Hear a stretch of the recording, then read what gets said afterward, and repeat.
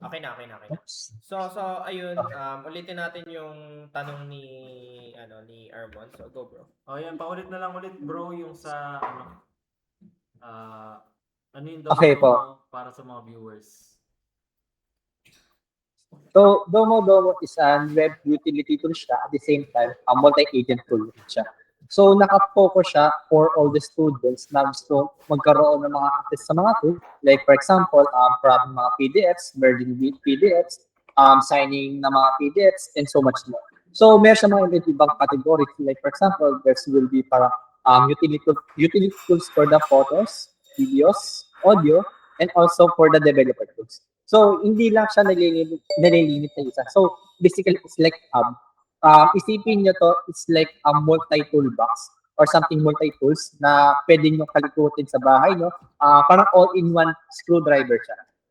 So, yun yung parang pinaka ano ni Domo, like mga features niya. And also, currently kasi is on development pa rin siya.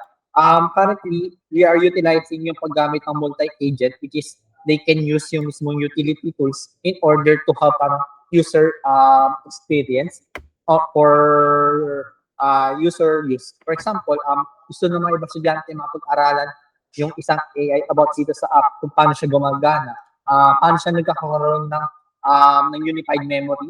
Kasi yung Domo kasi is like an Jarvis. So, Jarvis, it's an parang agent tool siya na pwede magkaroon ng mga memory, unified parang knowledge, also for all user lives.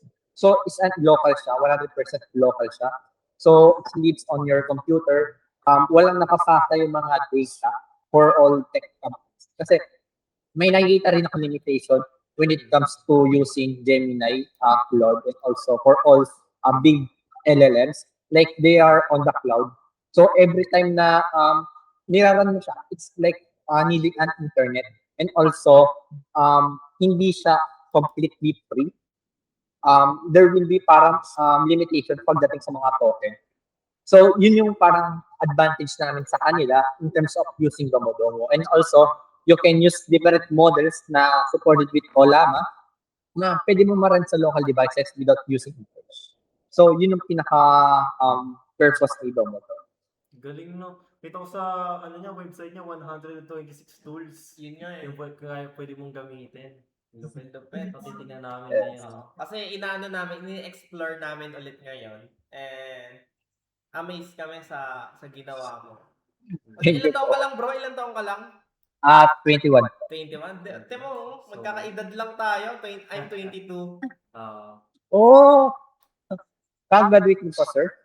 Graduating pa lang kami. So, moving forward, paano mo na-validate yan si Domo? Paano nag-come up sa idea na yan? Tapos, ilang mo siya ginawa? Ano yung timeline na ginawa mo para, let's say, 6 months mo ba siya ginawa? 1 month, 2 months? Yan yung mga ganun. Actually, it's like, baki 3 weeks na pa siya. So, parang 2 weeks old pa lang siya. Simula nang pinablish namin siya sa appbuilders.ph. So, doon kasi parang nag-post kami with my friends na there will be releasing na open source. Like, ni-release namin siya as open source. So, yung mismong core focus kasi namin dito is hindi kami mag-release ng paid. So, we will be focusing for free. So, lahat makakagamit na ito. Lahat makaka-install sa mga devices nila. So, parang ayaw namin siya ipaggamit like it takes advantage sa mga ibang students na nangangailangan in order to using these essential tools. Kasi, ako kasi, as a students, committee leader ako dito sa school namin, napapansin ko na marami sa kanila nagkakaroon ng limitation. Mga iba hindi, mahirap makakapag-subscribe na mga ganitong products because of this IC. Hindi nila ma-maintain kapag ganun. So, there will be limitation on that. Ngayon, yung mismong idea namin is i-cut off namin to. So, magkakaroon kami ng i-reach out namin to, yung mismong community working, they can use it free.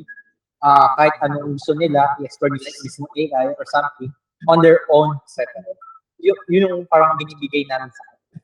So, yun yung mismong core focus namin. Then, Yung architectural naman kasi net design ito. Actually, I was planning this before, I think, bandang January.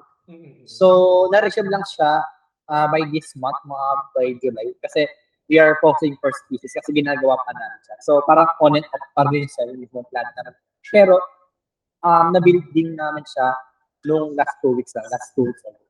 So, doon, pinatrain namin sa mga users. Then, unexpectedly, nung pagka-gate, like, tapos namin sa activity service, ang dami nag-comment, like, dami nag-upvotes, dami nag-rating. Like, di namin siya expected. Tapos, na-featuring kami sa Better Dogs. So, yun yung unexpected. Like, oh my God, hindi namin expected, like, mag-booms talaga yung Domo. Like, it's like, open source lang siya. Like, we are just parang underdog lang. Like, you're like underdog, like, okay, they have, parang meron mga ibang people na may mag-innovate something, then hindi namin expected na ganito talaga mangyayari. So, it's like joyful talaga siya at unexpected. Napakaganda. Oo. Gandang story. Sige bro, may question yung partner ko. Compliment ko lang din muna kasi itong app pala din. Parang pinagsama-sama siyang Canva, Adobe Express, I Love PDF, diba? Yung most ng mga nabanggit ko doon, may mga subscription yun eh. Diba? Kailangan mag-subscribe. So, para yung mga students na walang pera. So, maganda nga na you've opted for open source. And, ayun, moving on sa development side, alam naman natin na meron ng AI assisted. So, paano naging, ano yung impact ng AI sa development process mo? Sa paggawa ng Domo? Okay. Pagdating sa development, parang recall back lang, kay konti lang. Dati kasi, I was intern sa NVIDIA as a prop engineer, tapos sa software engineering dun sa Microsoft. So, I have knowledge before na mabuo si Domo na I will be using this kind of tools kung ano available, like for example, Gemini, ganun. Ngayon kasi, mahilig ako mag-construct kasi ng idea when it comes to planning, structural design, kung paano ba magiging workflow, kung paano siya magiging optimized, and so much more. Ngayon kasi, mismo main focus kasi namin yan is more on performance siya. So, kahit sa cellphone mo, pwede mo siya ma-install. So, it's like, yung Domo namin currently is like PWA na rin siya. Progressive web application na rin siya.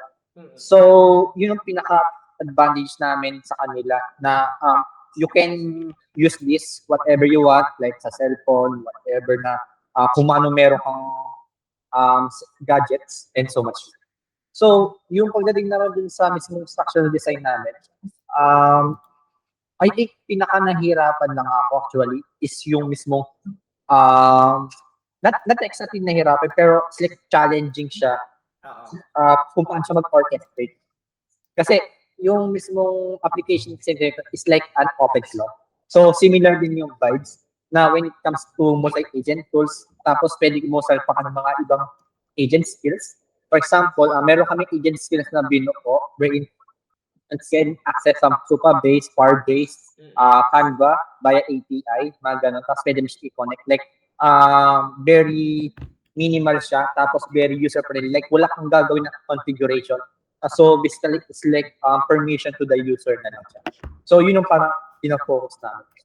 Okay, that's nice. Napakaganda pakinggan. And ayun, since we're all building the application din naman, so ayun, gusto ko marinig naman yung thoughts mo kasi yun nga, kaya ako ginawa yung The Builders Table, nag-gather ako ng mga founder, mga kilalang content creator para magkaroon ng foundation si Upamate na talagang credible siya, ganun, and then makilala din talaga. So, ano yung first impression mo sa Upamate? So, nung nakita mo siya. Okay. Actually, medyo na-attach ako kay Upamate. Here's the thing kasi. Ako kasi dati nakatira kami sa Manila bago kami lumipat sa Pampanga. There's a story.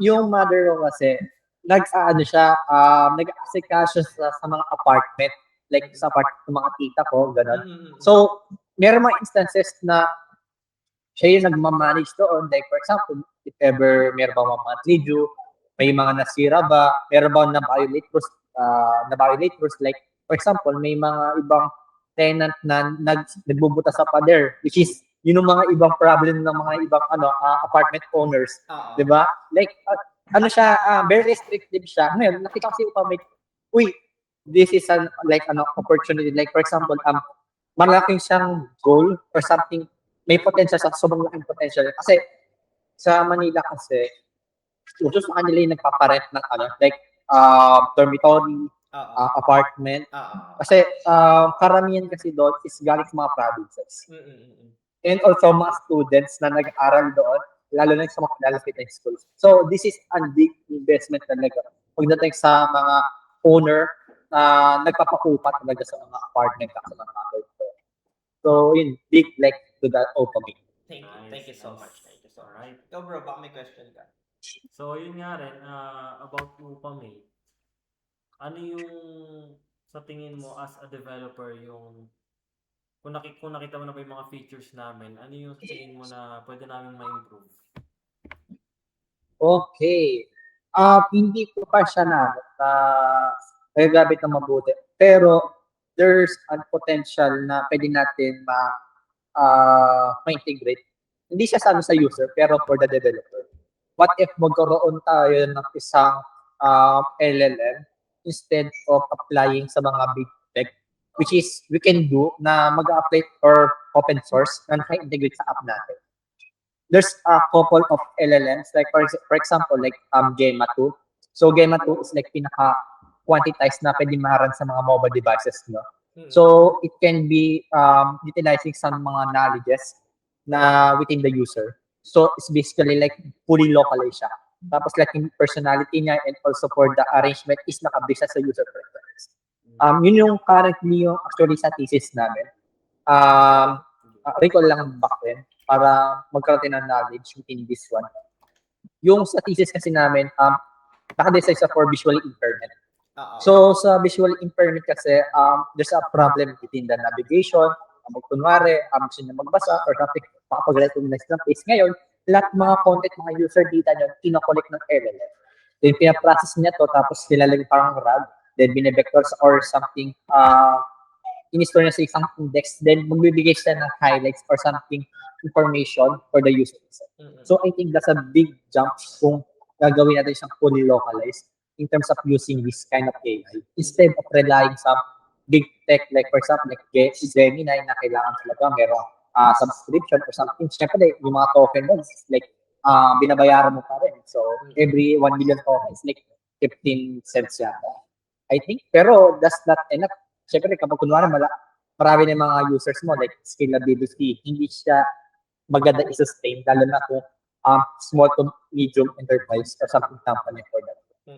Actually, yan din yung sinabi ni Sir Ellie na ano na rin sa AI kasi tinanong niya ako kung gumagamit kami ng mga API. So, currently kasi hindi kami gumamit ng API. Ang gamit lang namin is parang source of truth, naka-rule based lang siya since ang focus namin doon, ang itatanong lang naman ng landlord, magkano yung nakolekta niya, magkano yung nagastos niya, ano yung bakanting unit. Doon lang umiikot. Kaya yung architecture nung AI, more on source of truth lang siya. Kaya pagdating sa business side, hindi kami naging lugi doon. Sobrang simple lang yung ginawa namin architecture para yung infrastructure namin hindi siya mabigat and in a way na yun nga Upamate pangmasa talaga siya. Kasi even small apartment kayang-kaya ng i-cater ng Upamate kasi hindi namin tinarget yung middle class, high class.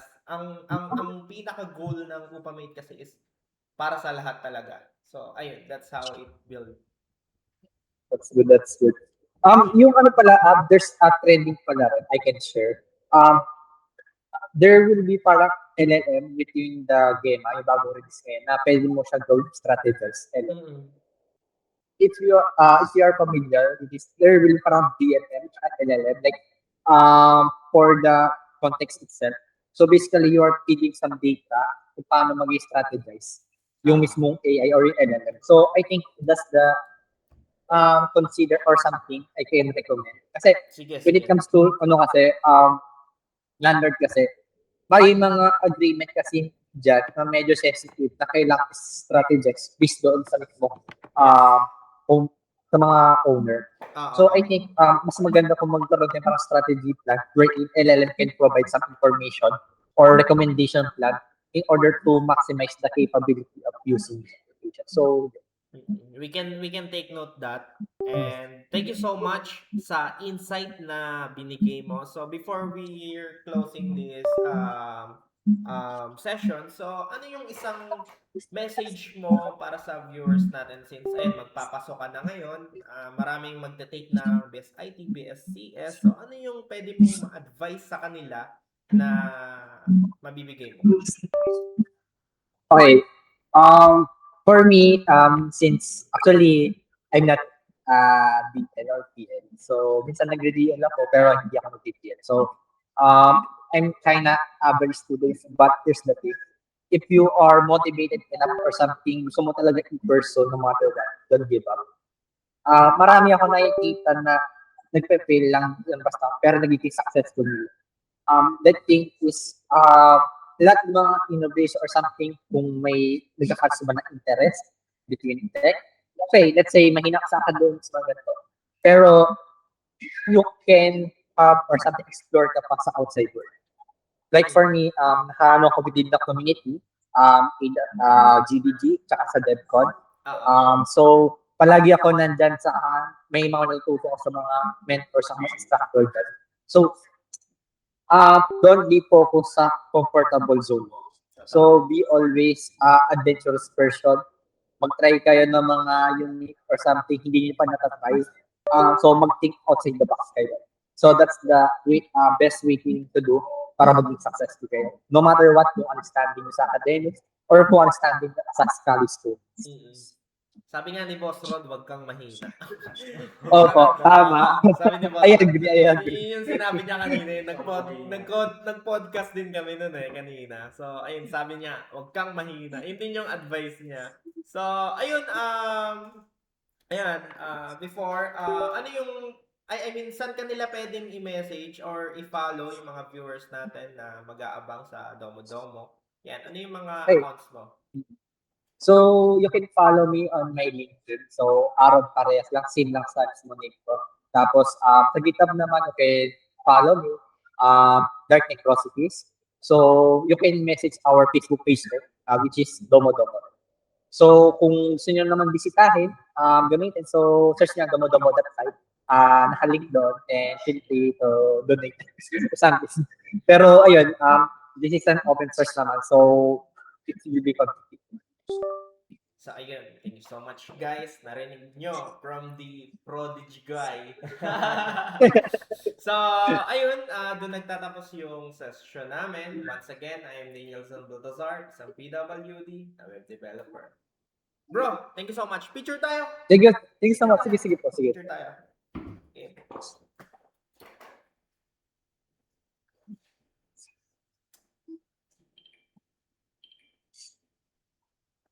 Wait lang, tanggalin ko yung flash. Oo. Just click mo siya. Click mo. 1, 2, 3. 1, 2, 3. Video tayo. Ano ba ang catchphrase mo? Domo Domo. Well, domo na lang. Pero can we take this one? Para nakadedicated sa organization namin, GDG Google. Ganyan. Parang slick HTML tags, yes. Ganyan na. Yes. Okay. 1, 2, 3. Domo Domo. Alright. Thank you so much po. Thank you so much. Thank you, Sir Aaron. Thank you so much po. Thank you din sa time na inalat ko. Yes po. Good luck sa atin. Good luck. Opo. Thank you so much. Tsaka open for collaboration if you want po. Okay. Thank you. Bye-bye. Thank you po. Bye. Ingat po. Bye, may tropa.